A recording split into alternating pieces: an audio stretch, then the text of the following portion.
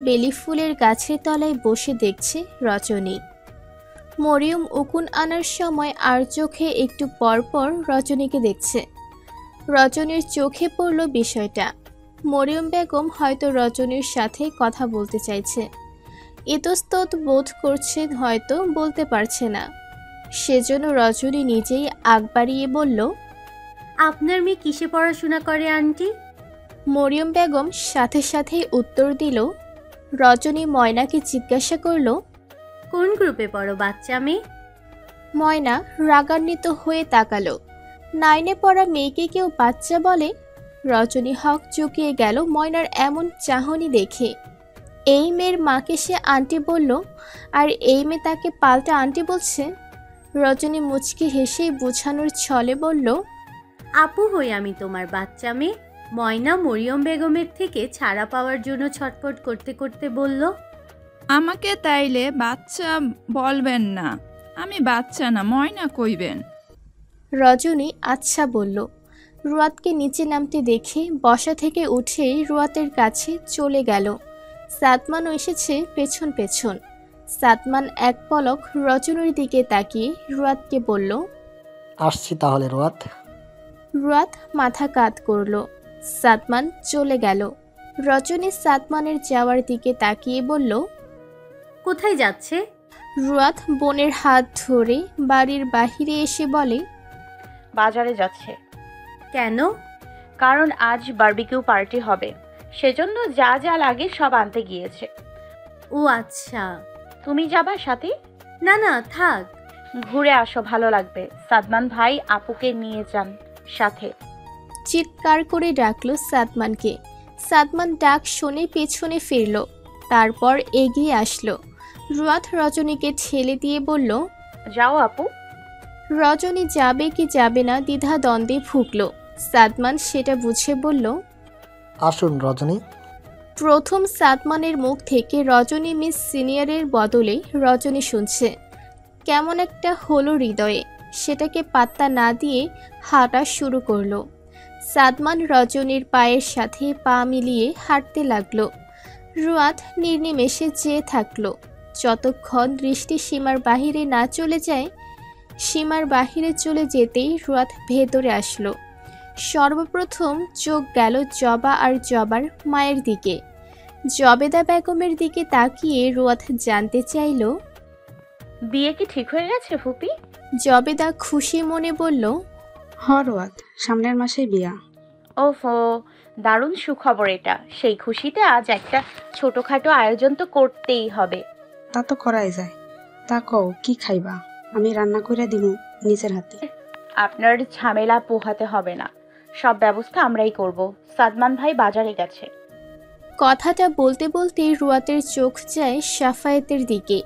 সে দোতলার বারান্দায় দাঁড়িয়ে আছে, দৃষ্টি তারই দিকে। রুয়াত চোখ টিপ দিল। সাফায়াত সেটা দেখে মুচকি হাসল। জবা রাগে ফুঁসতে ফুঁসতে প্রস্থান করল। রুয়াত সেদিকে তাকিয়ে বাঁকা হাসল। তারপর সোজা বেলকনিতে চলে আসলো, যেখানে সাফায়াত দাঁড়িয়ে আছে। সাফায়েত পাশে রুয়াতের উপস্থিত টের পেয়ে ঘাড় বেঁকিয়ে ভাবুক হয়ে বলল, বউ আজকাল একটু বেশি রোমান্টিক হয়ে যাচ্ছে না? রুয়াত হাসল সাফায়েতের কথা শুনে। সাফায়েতের গা ঘেঁষে দাঁড়িয়ে এক হাত সাফায়েতের বুকে রেখে বলে, দেখতে হবে না বউটা কার? আফটার অল শাফাত ইমতিয়াজ নোয়াশের বউ বলে কথা, তার বিপরীত তো হবই। কথাটা খুব একটা মন্দ না। জানেন, এত চেষ্টা করেও সফল হই না। কিসে? এই যে আপনাকে এতভাবে সিডিউস করার ট্রাই করছি, কিন্তু আপনি এখনো ঠিক আছেন। কি করে বলুন তো দেখি? তা এখন কি হুজুরের থেকে বশীকরণ শিখতে হবে, নাকি তাবিজ করা শিখবো? কোনটা বলেন? সাফায়াত রুয়াতের গাল টেনে বলে, খুব শখ বুঝি স্বামীর আদর পাওয়ার? রুয়াত দাঁত বের করে হেসে টানা সুরে বলে, অনেক ড্রিম তার আদর পাওয়ার। লোকে এটা জানলে কি বলবে জানো? কি? জামাই পাগল মেয়ে। অবশ্যই আমি জামাই পাগল মেয়ে। জামাই ছাড়া জীবনে কি আছে বিয়ের পর আর? এখন আপনারও উচিত বউ পাগল হওয়া। সাফায়াত রুয়াতের কোমর এক হাত দিয়ে জড়িয়ে কাছে টেনে একদম শরীরের সাথে মিশিয়ে নিয়ে মুখটা একদম রুয়াতের মুখের সামনে নিয়ে বলে, আজ রাতেই না হয় তোমার মনের বাসনা পূরণ করে দেব। রুয়াত উৎফুল্ল হয়ে বলে, সত্যি? হুম। তাহলে একটা চুমু খান আমার গালে। সাফায়াত রুয়াতের কথা মতো গালে চুমু খেতে নিবে এমন সময় জবা তার রুমের বেলকনি থেকে জোরে জোরে ডেকে উঠল ময়নাকে। সাফায়াত ঘাড় ঘুরালো। জবা দৃষ্টি তাদের দিকেই। রুয়াতের ইচ্ছে করলো জবাকে বেলকনি থেকে ছুঁড়ে ফেলে দিতে। সে তার জামাইকে একটু রোমান্টিক হতে বলেছে, আর এই অসভ্য মেয়ে তাদের রোমান্টিকে পানি ঢেলে দিচ্ছে। রুয়াত সাফায়াতকে এখনও চুমু দিতে না দেখে রাগে দাঁতে দাঁত চেপে বলল, চুমুটা কি ওই বাড়ির বেলকনিতে থাকা ওই চুন্নি মেয়েকে দিতে চান?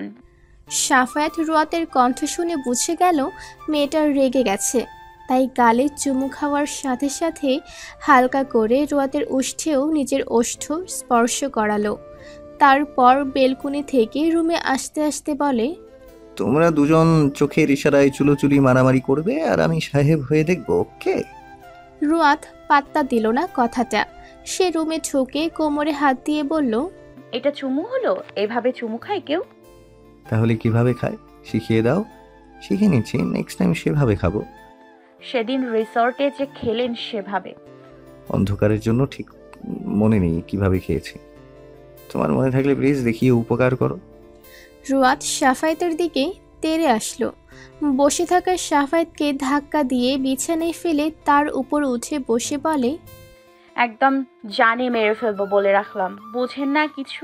You kiss me right now. সাফায়েতের পেট ফেটে হাসি বেরিয়ে আসতে চাইছে, কিন্তু পারছে না। এ কেমন বউ তার? সব মেয়ে লজ্জায় নুয়ে যায়, আর এই মেয়ে থ্রেড দিয়ে আদায় করে সব। সাফায়াত রুয়াতের গালে দু হাত রেখে টেনে নিজের মুখের কাছে মুখ নিয়ে আসলো। তারপর ওষ্ঠে নিজের ওষ্ঠ ডুবিয়ে দিল।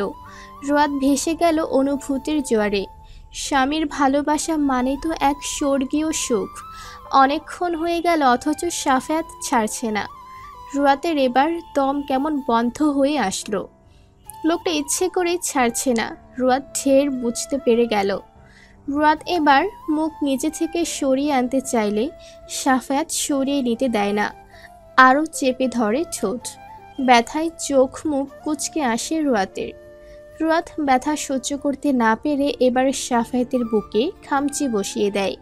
মুখ দিয়ে শব্দ করছে যাতে সাফায়াত ছেড়ে দেয়, কিন্তু না, সাফায়াতের ছাড়ার কোনো লক্ষণ রুয়াত দেখতে পাচ্ছে না। তাই এবার সাফায়াতের মাথার চুল টেনে ধরল। মিনিট কয়েক পর ছেড়ে দিল সাফায়াত রুয়াতকে। রুয়াত জোরে জোরে শ্বাস নিচ্ছে। চুমু খাওয়ার স্বাদ তার মিটে গেছে। ঠোঁটটা জ্বলে ওঠায় তড়িঘড়ি করে আয়নার সামনে দাঁড়ায়। ঠোঁট জোড়া লাল হয়ে গেছে, সাইড দিয়ে রক্তও বের হচ্ছে। রুয়াত ঠোঁটে হাত দিয়ে রাগ কান্না দুটো একত্রে মিশিয়ে বলল, কি করলেন এটা? আমার ঠোঁটটা কেটে দিলেন, অসভ্য পুরুষ! ইচ্ছে করে করেছেন এটা, জানি তো। ইস, কি অবস্থা! এখন বাইরে যাব কি করে? সাফায়াত এলোমেলো করে দেওয়া মাথার চুলগুলো হাত দিয়ে ঠিক করতে করতে বলে, ইডিয়েটের মতো এত নড়াচড়া করছিলে কেন? সাধে নড়াচড়া করেছি, এতক্ষণ কেউ ধরে রাখে? তোমার না সহ্য ক্ষমতা অনেক, সেদিনই না বললে। এই সেই সহ্য ক্ষমতা? সামান্য ঠোঁটে পাওয়া ব্যথাই সহ্য করতে না পেরে কেঁদে দেওয়ার অবস্থা, আর সে কিনা আসতো আমিটাকে সামলাবে। আবার ওটাকে টানছেন কেন? কারণ ওটা এর চাইতেও কষ্টকর। রুয়াত টেবিল থেকে চিরুনি নিয়ে সাফায়াতের দিকে ছুঁড়ে মারে। সাফায়াত ক্যাচ করে ধরে নেয়, তারপর হন্তদন্ত হয়ে রুম থেকে বেরিয়ে যায়। সাফায়াত চিরুনিটা জায়গা মতো রেখে দেয়। সাদমান আর রজনী উঠেছে রিকশায়। রিকশা চলছে।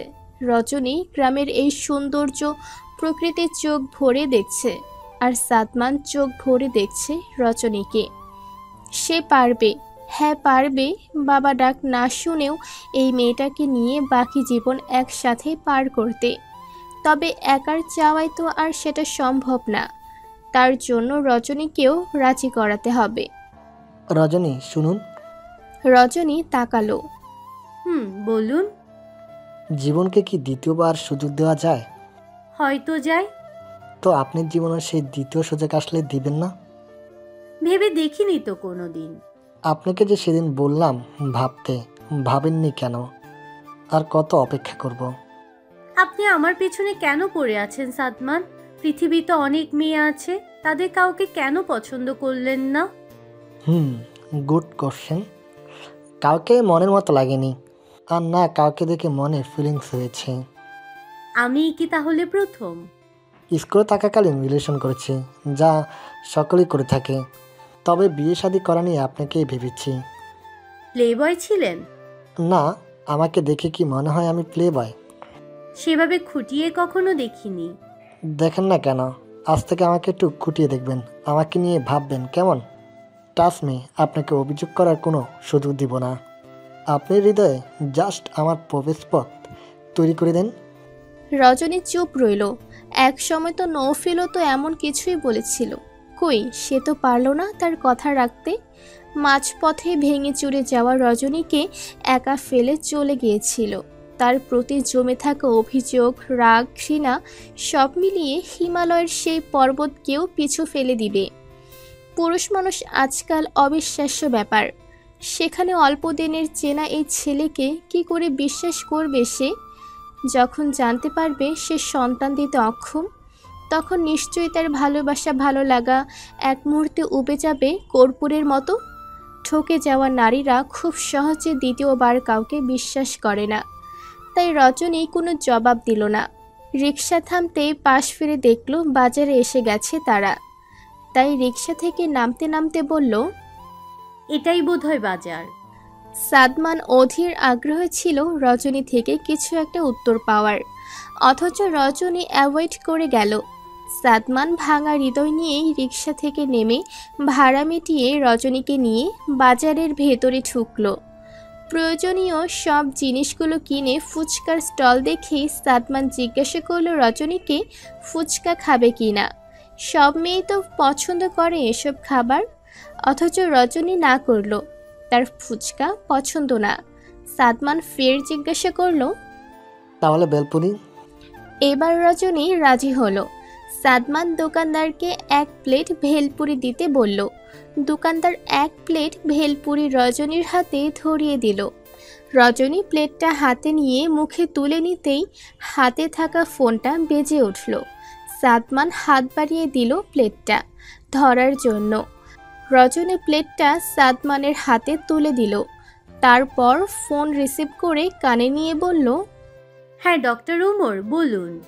উমর নামটা শুনে সাদমানের কপালে আপনা আপনি 2 ভাঁজ পড়ল। ওপাশ থেকে কি বললে শোনা যাচ্ছে না, তবে রজনী বলল, আমি তো এখন গ্রামে, কবে ফিরবো তা তো জানি না, তবে হয়তো 27 তারিখের আগেই ফিরবো। যদি ফিরতে পারি তাহলে অবশ্যই আসবো। ওপাশ থেকে কিছু বলল উমর। রজনী রিপ্লাই দিল, আমিও মিস করতেছি, খুব শীঘ্রই দেখা হবে। রজনী ফোন কেটে দিল। সাদমানের হাত থেকে প্লেটটা নিয়ে খাওয়া শুরু করলো। সাদমান আকাশ কুসুম ভাবতে লাগলো। খাওয়া শেষে বিল মিটিয়ে চলে আসলো। সন্ধে হতেই ছাদে ফের পাটি বিছিয়ে বসলো সকলে। পাশে বারবিকিউতে মাংস বসানো। নাইমুর রান্নার কাজে, সে বেশ ভালো রান্না করতে পারে। রান্না নিয়ে সানজিদার কোনো প্যারা নেই। সামনে ছোট্ট টেবিলের ওপর নানান রকমের জুসের বোতলের বাহার। জবার উপস্থিতি একটু ভালো লাগছে না রোয়াতের, তবুও দাঁত চেপে সহ্য করছে।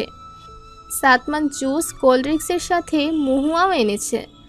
সেটা টেবিলের তলায় লুকিয়ে রেখেছে, কারণ এগুলো তারা ছেলেরা খাবে। বারবিকিউটা সম্পূর্ণ হতেই নাইমুর নিজেই সবাইকে সার্ভ করে দিল। সাথে 1 গ্লাস করে সবাইকে জুস, কোল্ড ড্রিঙ্কস দিচ্ছে। রোয়াত মাংসের চাইতে বেশি কোল্ড ড্রিঙ্কস খাচ্ছে বেশি, তাই অলরেডি ড্রিঙ্কস তার শেষের পথে। ময়না আর রুনার খাওয়া সবার আগে শেষ, তারা আরও জুস, কোল্ড ড্রিঙ্কস খাবে। সাফায়াত তাই বলল টেবিলের ওপর রাখা আছে নিয়ে যেতে। ময়না রুনা টেবিলের কাছে এসে দেখে জাস্ট একটা বোতল টেবিলের ওপর, সেজন্য রুনা ময়না ওই বোতল পুরোটাই নিয়ে চলে যায়। সাদমান আগে ভাগে খেয়ে একটা মহুয়ার বোতল নিয়ে সাইডে চলে এসেছে খেতে। হঠাৎ পকেটে থাকা ফোন আসায় ফোন কলটা রিসিভ করে কানে নিতে ওপাশ থেকে ব্যক্তির কোনো কথা বুঝতে পারে না। নেটওয়ার্কের সমস্যা, তাই বোতলটা টেবিলের উপর রেখে অন্য পাশে চলে গেল। এদিকে রুয়াতেরও ড্রিঙ্কস ফুরিয়ে এসেছে, তাই ড্রিঙ্কস নেওয়ার জন্য বসা থেকে উঠে টেবিলের কাছে আসতেই দেখে